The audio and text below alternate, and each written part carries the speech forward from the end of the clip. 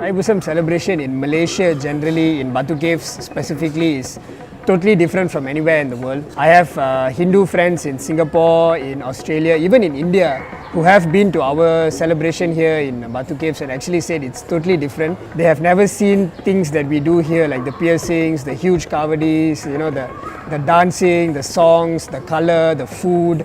I think Thaipusam in Malaysia and Batu Caves specifically is something totally different, something that you will not see anywhere else in the world, and also why you see a lot of tourists from different parts of the world coming here during Thaipusam. We are very lucky to actually be here and be able to participate in Thaipusam in Batu Caves itself.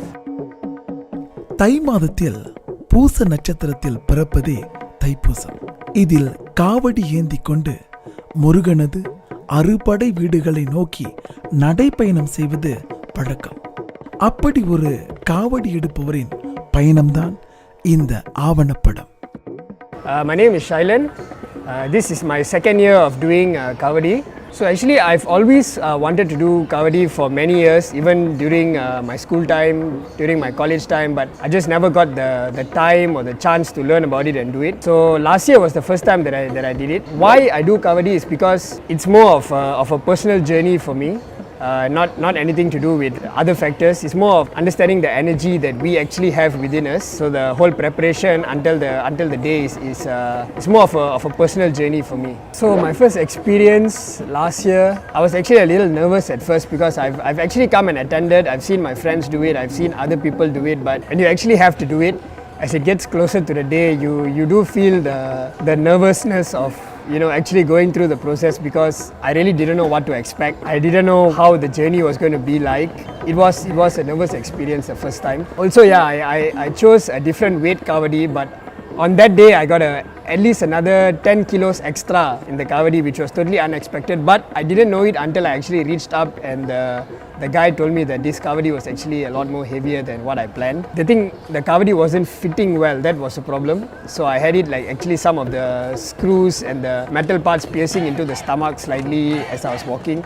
So that was actually a bit difficult and a bit painful, but I think managed to go through. Trance, no, actually I didn't get into a trance during Kavadi, but it's more that I was actually in a state of, I would call it bliss, a state of bliss, or a state of where you actually do not know what you're doing. Like your mind actually shuts off for a while, so you're unaware of the surroundings. People talking to me also, I actually sometimes can't hear, or I can't see movement around me. Everything looks a bit blur, and you are just in that state, I think, of I don't know whether to call it a state of trance, but it's a state of being aware of your inner self or your inner divinity or the inner energy that is within you, and you don't actually feel the pain, you don't actually feel tired, you don't actually feel it's just that it's hard to explain the feeling. I think people need to experience that feeling, but it wasn't a state of total trance where I was like falling or rolling on the ground, stuff like that. It's more of just being aware, being awareness. So the preparation is actually a lot of things. The basic preparations is basically you need to be vegetarian for 48 days. There is a fast that we do actually. That means you reduce your meals every day. Eat home cooked food. I try not to eat outside food as well. Whatever is prepared in the house, I eat. Also, preparation, very important, is your daily prayers. As much prayers as you can do every day, morning, evening.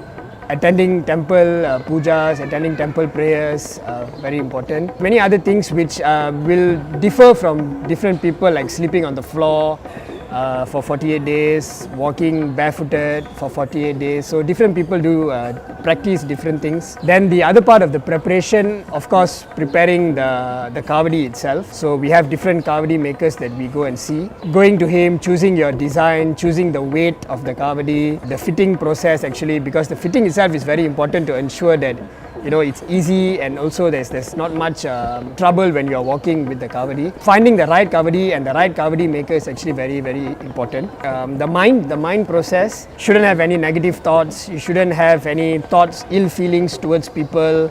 Don't speak vulgar, don't speak harsh towards anybody. You must try to, as much as you can, relax the mind for 48 days. And I think a lot of meditation as well to help calm the mind down. So the main struggle is actually because you still have to go about your daily life like normal. Nothing changes, whether you are going to work or going to school. you have to meet people. So it's about how you control yourself. I think being vegetarian when you're outside the house, sometimes you just can't find vegetarian food and you have to, whatever you can get, whether it's fruits, something like that. That is a struggle food-wise. I think abstaining from doing a lot of other things, like, I try to cut down my social media usage, but it's difficult because a lot of work involves social media, a lot of work involves dealing with people.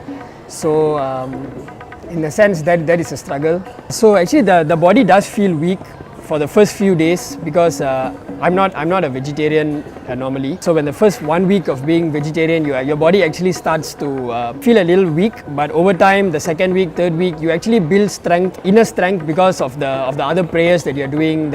All the other daily rituals help to build strength. So the struggle is initial for maybe about 1 week, but after that the energy tends to go up all the way until Thaipusam and you start feeling better.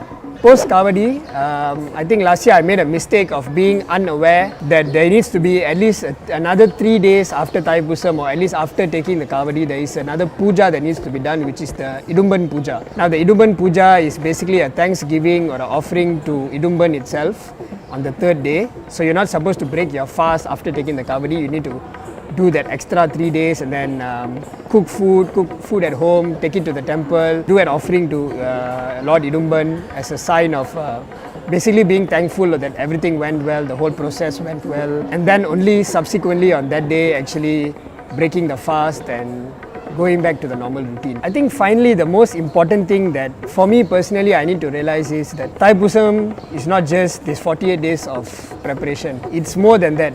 We need to be able to do this connection between the mind, body and soul every day of our life. It's not something that you do now and then you forget it until next year and then you do it again, and every year you just focus on these 48 days. For me personally, I try to practice this, especially my daily prayers, thinking good thoughts, being nice to people. It's something that needs to be done every day. God doesn't just look at these 48 days of your life. Murugan itself is more than that. To me personally, it's someone that is something that I have to do every day as part of my life, and it's something that I want to continuously practice every day for as long as I can. Also try to share this knowledge with many people. I think a lot of people do not understand the religious side of it, why we do certain things. So hopefully I can share this knowledge through my journey with more people and help more people understand why our Hindu culture we do these kind of things. ஒவ்வொரு வேண்டுதலுக்கு பின்பும் இப்படிப்பட்ட உழைப்பும் அர்ப்பணிப்பும் பக்தியும் இருக்கின்றது. இது பக்திக்கான பயணம், நம்முடைய சமயத்திற்கான பயணம். தைப்பூசத்தை பக்தி நெறியோடு கொண்டாடுவோம்.